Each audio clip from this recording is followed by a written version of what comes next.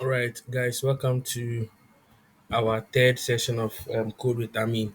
For the sake of those who missed the session, I'm going to go through what we did, and it's also serve as a reminder to those who want to do a revision. So, we look at Python as a calculator. So, we set three variables x, y, z, and this x here is an integer type variable. This y2 is also an integer type. Then this Z here is a float data type. Now, Python can be used as a calculator when you use the basic arithmetics. So, for example, we could say that we could define a variable over here as sum is equal to x plus y, and x is holding the value 5, and y is also holding the value 10. So, it's going to calculate this since we are using plus here. Okay, remember this is not a function but a variable that we have created. So we are going to say x plus y is equal to sum. Okay, so when you print sum, you get 15. So I'll run it, but first of all, I have to run the first code before I run this guy.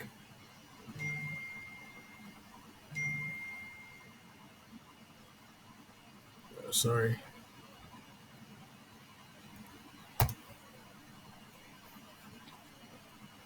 All right, so when I run it this time, I have 15. Okay, because 5 plus 10 is equal to 15. Now we can also add x and z. Now remember that z is a float which is 15.5. Okay, so anytime you add an integer to a float, you are supposed to get a float, and this is very essential because sometimes in your analysis you want an integer number and you get a float. There is also a way to convert it. We call it typecasting, which we'll look at in our next series. So we could say that sum one equal to x plus z. So this x here is 5 and this z here is 15.5, which is a float. So we are supposed to get a float answer.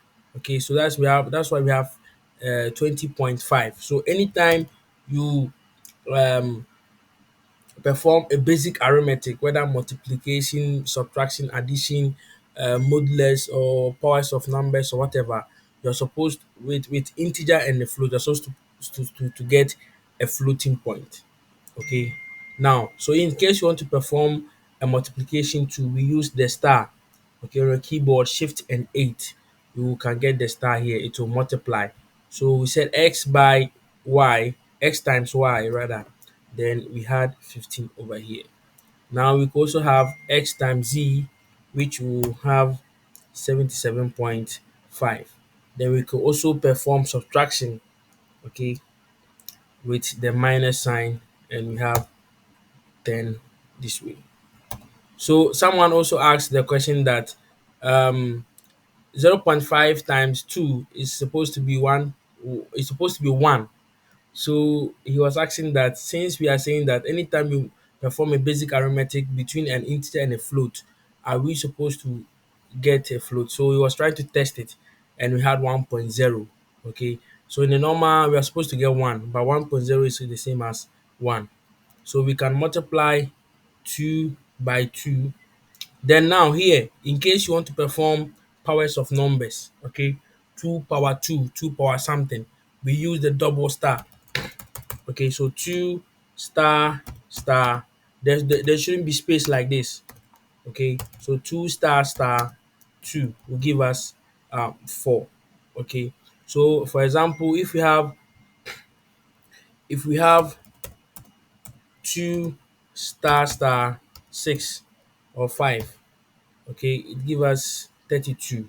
Okay, now if you want to perform modular arithmetics, okay, modulus, so for example 10 percent 3 will give us a reminder. So it's going to be 9 reminder 1. So we want the reminder, we have this. And this is very essential. For example, if I ask you to write a script that you can get um, even numbers, okay, to get even numbers, you know that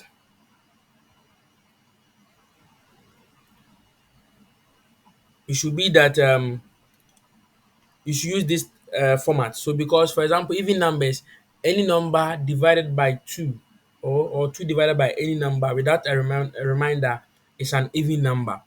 Okay, so you're going to use similar approach. In our next session, we'll look at it, and from there I'll give you assignment from there. Okay, so when in case you want to find the division of a number, but the remainder of that division, we use percentage. Now, if you want to perform a division to, we use forward slash. Okay, for example, over here, we said 4 divided by 2. Okay, we have 2.0. Okay, and division will always give us a float. Okay, division will always give us a float. Now, I also introduced something called slicing. Okay, now take it like having a cake, having a big cake or a pizza. You know, you can slice parts from the cake or the pizza, because that means you can take part of it. So I defined a list. We all know list by now, called even numbers. Then I gave even numbers up to 20. Then I printed, let's say, print even numbers too. So that means that I'm supposed to get 6, because 0, 1, 2, right? So I get the position 6, okay, over here. That's perfect. Now I want to slice. I want to take part of the list. Okay. Now here we get only 6. But what if I want 6 up to, let's say, 16? How can I achieve that? So that is what we call slicing. So now the format is that you are supposed to have a start. So the name of the variable, okay, so var, then your square bracket, a start, colon, then end. This is the format. Okay, this is the format. So the variable name, square bracket, start, colon, end.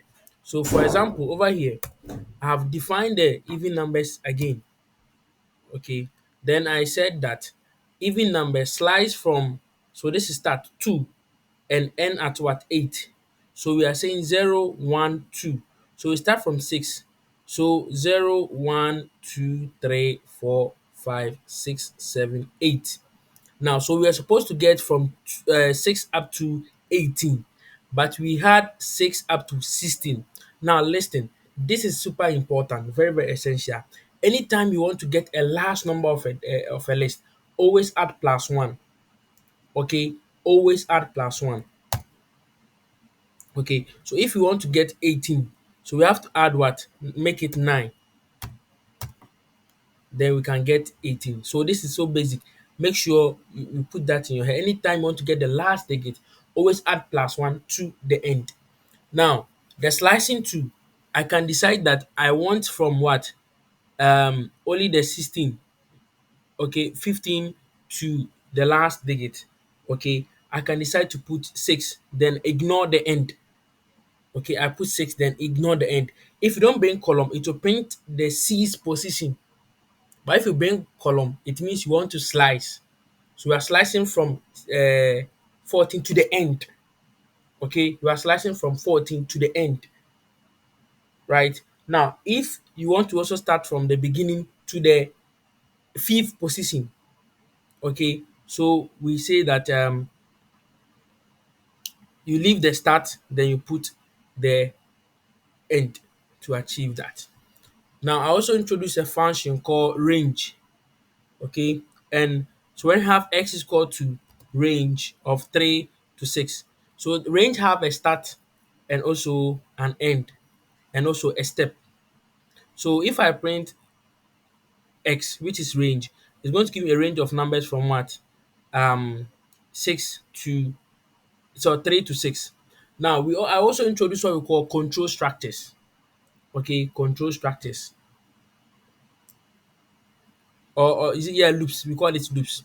So sometimes you would like to perform a specific task in your program, in your analysis, over and over until a certain condition is satisfied. So we have two types of them. We have the for and the while loop, okay, which we are going to look at them. Now, I have a variable called range over here, so x, and I set it to a function range of 3 to 6. So it's going to generate a number from 3 to 6 inclusive. Okay, so inclusive, but we are on, but I said that anytime you want to get the end of a list or something, you must always add plus one. Okay, so now I want to use a loop to get it. So I'll clear this code and rewrite again. Now this is the formula. If you want to use loop, you say for, okay, for. Then you set a new variable. It is a new variable. In normal cases, in it's a tradition in programming, we use I, small I, which I don't know the reason why people use I. It's a new variable. It can be anything. It can be B, it can be new, news, it can be anything. It's a variable. But normally we use I. So for I in X, okay, for I in X, which is the range here, then we need to bring our column. Now listen, Python is a indented programming language, so we need to indent it, make sure that we are under the for. If it comes here, you are going to get error. Python is not forgiving when you don't indent these cases. Okay, so make sure that when you're using for or if or while or function, you get there. Make sure you are under here. So so for so we are saying that for I is equal to what x. What this code means is that, listen very carefully. We are going to assign I to 3. Then at the same time, we assign it to 4. At the same time, assign it to 5. Okay, at the same time. So if we print I like this, it will first of all print 3. Then since we have assigned it to 4, print 4. Since I assigned it to 5, print 5 until it's exhausted. Okay, yes. So that's how the for loop works. So let me explain this. The first one, we call it for clause. Okay, we assign x to, sorry, I to 3. At the same time, assign it to 4. So you assign to all the elements. So if you put in a list, it's going to be assigned to all the list, which we shall look. Now, this particular code here, what we did was that we're looking at board mass. Okay, we said that the programming language Python also follows this bed mass something. So when you have a complicated arithmetic like this, it follows the similar case of the board mass. Okay, so you can use calculator to test this. Yes. So now I want to apply the for loop on the even numbers. So what we did was we created even numbers. Okay, even numbers like this. Then we have 2, 4, 6, 8, 10, 12, 14, 16, 18, 20. Sorry, 20. Something like this. Now I want to use for loop to get all the individual elements. Okay, to get the individual elements. Now to do that, I'll start with for. Okay, that's the for clause. Then I will define a new variable called I. Okay, it can be any other variable. I will change it and make it j for you to get more understanding. So for j inside, okay, for j in even numbers, okay, make sure that the variable here is the same as the one here. All right, so make sure that they are the same. So for j in numbers, okay, print j. You understand? So what it's going to do is that j is going to assign to 2. Now it will print 2. Now, since there are another some element again in the list, j is going to assign to the next number, which is 4. It will print 4. Now, since it has not finished, there's another number. Then we assign to 6, print 6 in that order. So when you get to 20, it will be assigned to 20, then print 20. After that, since there's no number again, it will stop. So I'll run this code, then we see the output. So this is the output. So we are getting the element of the list individually. Okay, that's how we use list. Now, one thing that I also introduced was append. Now we could add something to a list. Okay, so now the list we had, okay, the list we had, um didn't have something like 22. So I'll cut this, control X, then I have something like this. So if I say even numbers like this, then I call it. You see, we don't have 22. But the moment I put this code, then I call even numbers again. All right, there's error. Sorry. So if I call even numbers, okay, now I have 22 there. So the append function, dot append function, it adds something to the list, but at the last position of the list. Okay, as the last position of the list. So 22 was added here. Now we also have dot insert. So the insert, it takes two arguments, that is first and second. Now what we have to do is we have to specify the position we want to add it. Okay, so we are saying -1, which means the last. Like I explained during the other day, that in a list, if you want to get the last item, it's always -1. So when you run it, we have something like this. Okay, so now we have 22 added to the last list. Now we also look at conditional statement, and I explain these stuffs. Now we have equal to, not equal to, less than, greater than or equal to, and less than. These are very, very essential. It helps us to deal with conditional statement. For example, A, if we want to say A is equal to B, we can't say A equal to B like this. This is wrong. This is an assignment. We are assigning. When we use this, when we want to assign a variable. But if we want to compare something, we have to use double equal to. Okay, so A is equal to B. This is the formula. Now, if you want to say A is not equal to B, this is the formula. That's A exclamation equal to B. Now, if you want to say A is less than B, this is the formula. This is very familiar. A is greater than B, this is the formula. Now, we want to say that A is greater than or equal to B. Okay, greater than or equal to B. We have to say A greater than or equal to B. With this, please take care. Always the greater than sign will come before the equal to. Anytime you want to use or, okay. Likewise, if you want to less than or equal to, you do the same. And we are going to see examples here. Now we have A to be 300, okay, B to be 500, C to be 700. We want to check a condition, okay. I will do this. Now I could say that if, okay, A is what? Greater than, no, let me use less than B, right? Then my colon will come. Enter, indent it, print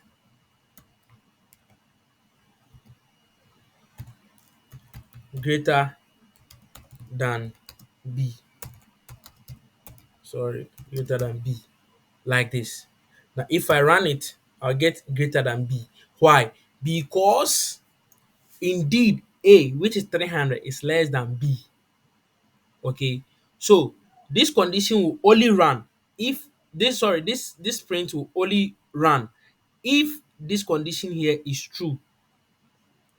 Okay, if this condition here is true, that is fine. Now if I change this to greater than, which make the statement false, because 300, okay, is not greater than 700, so it's make it false. So when I run this, I will not get any output here. In order to get the output, in case the condition is false, what you could do is that make sure this is in line, the if is in line with it.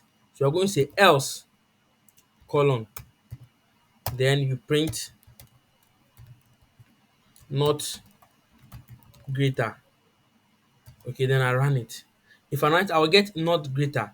So this else statement is going to run if and only if the condition is false.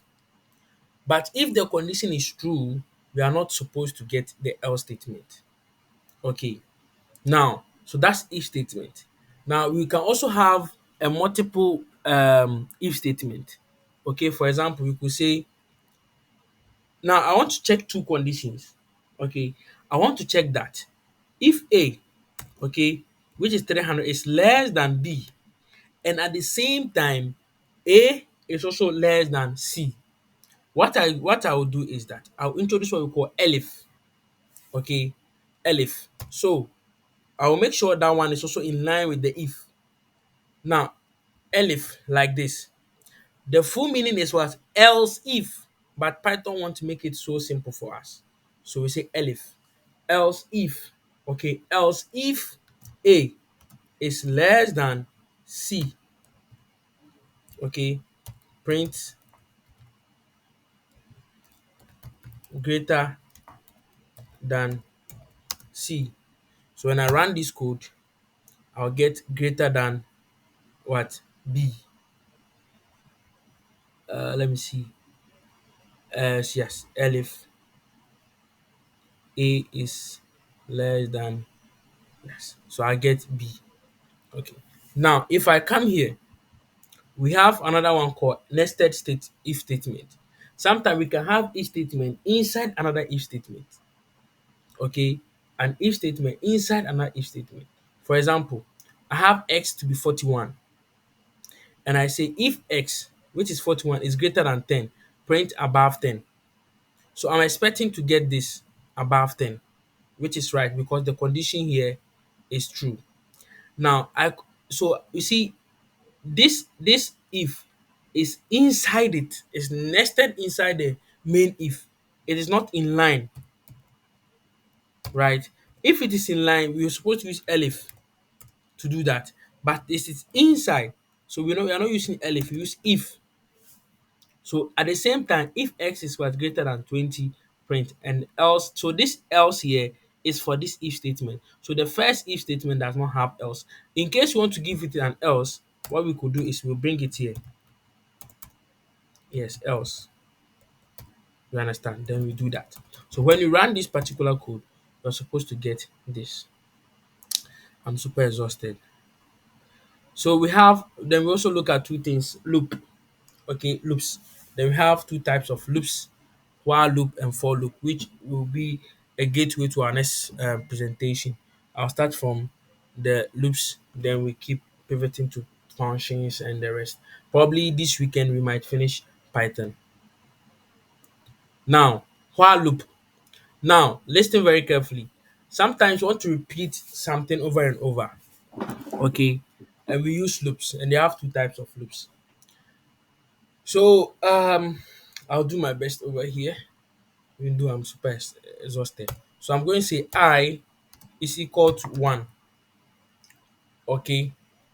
Now, listen. The while loop, okay, it loops through or execute a set of code as long as a condition is true. So with the while loop, put it in your mind that as long as a condition is true, the while loop is going to continue to run. As long as the condition is true, the while loop is going to run non-stop. So for example, I is equal to 1. So I will say that while I, okay, is what? Greater than, sorry, while I is less than 10, then I'll bring my column. Print what? I. Now let's check this code. Whilst I, which is 1, less than 10, print I. Now it means that this condition is always going to be true.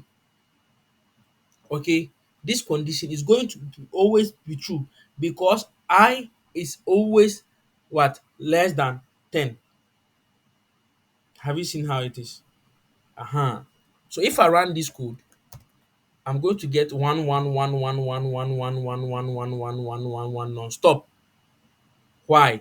Because I'm using the condition here is always true. Don't try this at home. If you don't take care, you might spoil your PC. Right? That's why I have stopped it. So now what I did was I said I is equal to 1.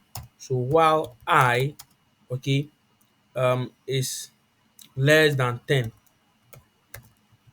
which is always true, print I. Okay, good. Now what we can do is that we have to find an increment variable. A variable that will be increasing this one anytime you run. So we could say that I, which is a new variable, equal to I plus 1. I is equal to I plus 1. What it means is that, first of all, I is equal to 1. So the condition is going to be while 1 is less than 10, print 1. When it's done, it's going to come here and say that I is equal to 1 plus 1, which is 2. So this I here is going to be updated to 2. So it will check again, while 2 is less than 10, print 2. Then 2 plus 1, 3. This I is going to update it to 3. Then 3 is less than 10, print 3. 3 plus 1 is 4. So it will go up to 9. So when you get to 9 less than 10, print 9. 9 plus 1, 10. Is 10 less than 10? No, 10 is equal to 10. So it will stop over there. So I will run this code. Then this time I will not have that infinite loops. Okay, that's fine. Now the other one we've already looked at it before. Okay, so that is the for loops. So for example, we can have a list of fruit: apple, banana, orange. Then we can use loop to pass through. So we will say for I in fruit, print I, it will list them in order, and we can use it in strings. So this is a string name Mohammed Amin. For I in Mohammed Amin, we can get it this way. Okay, all right, so that's fine. I'm super exhausted. We'll pick it from there. That's tomorrow, inshallah. Then we see how far we could go. We have a lot of things coming. Please, um, I'll make mention of this on the page, but the video was not really the main reason why we were doing this. I also want to meet you, but if the video is coming to be most of your concern, you guys will not be showing up. And the video is giving me extra time. So imagine I have to sit and record this again. So please let's encourage and make sure we are always there. All right. Thank you for your time and see you tomorrow.